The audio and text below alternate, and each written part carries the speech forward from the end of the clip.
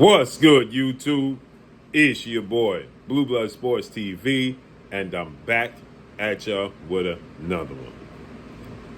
So, Matchroom CEO and promoter Eddie Hearn, an undefeated two-division world champion, former undisputed lightweight, former WBC junior welterweight, and now welterweight title contender, Devin the Dream Haney, superstar boxer, who is 32 wins, no loss, no draw, 15 wins by way of knockout. They go back and forth. Now, remind you, Eddie Hearn used to promote Devin Haney, and Eddie Hearn used to confess his appreciation and love for Devin Haney. Now, Eddie Hearn is stating that Devin Haney has changed and he's no longer the same guy, while at the same time exposing the fact that he is indeed the exact same guy that he was in the past, and that Devin Haney is fighting to be considered the greatest fighter of all time, right?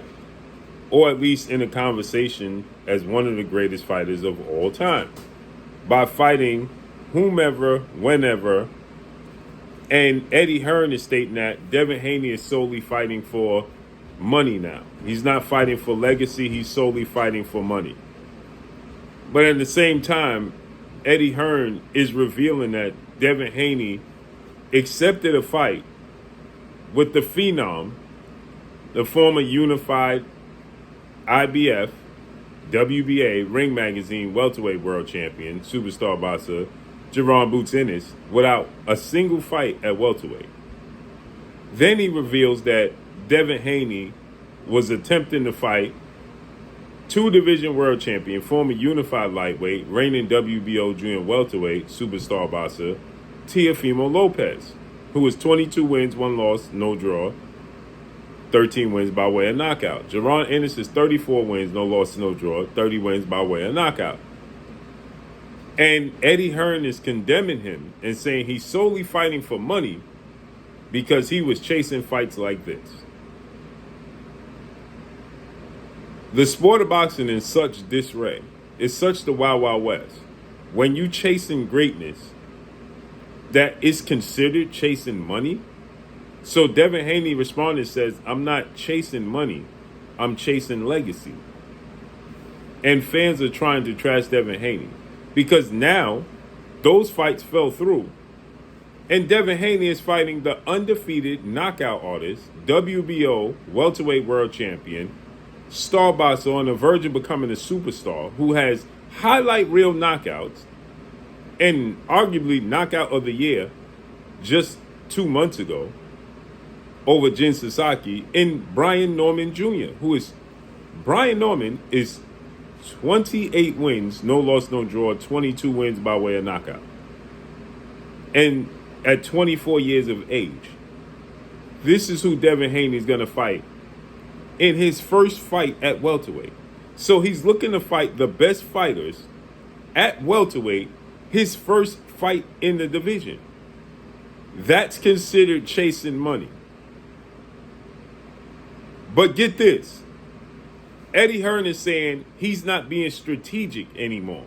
He's just chasing any fight. That's not any fight. Those are legacy fights, Eddie Hearn.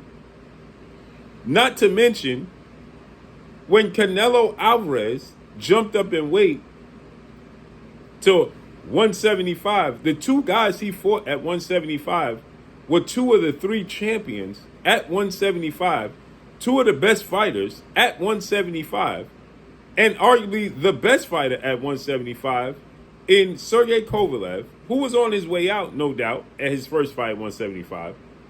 And in his second fight, there was Dmitry Bivol, who arguably is the best fighter at 175, split 1-1 with the other guy who was considered the best, Artur Beterbiev. He lost to Beterbiev and then beat Beterbiev and beat Canelo. Terrence Crawford, is his first fight, 168, is Canelo Alvarez, the undisputed champion, the first ballot Hall of Famer. Roberto Duran's first fight, 47, was Sugar Ray Leonard. Were they chasing money or greatness? Floyd Mayweather's first fight at 154 at junior middleweight was Oscar De La Hoya.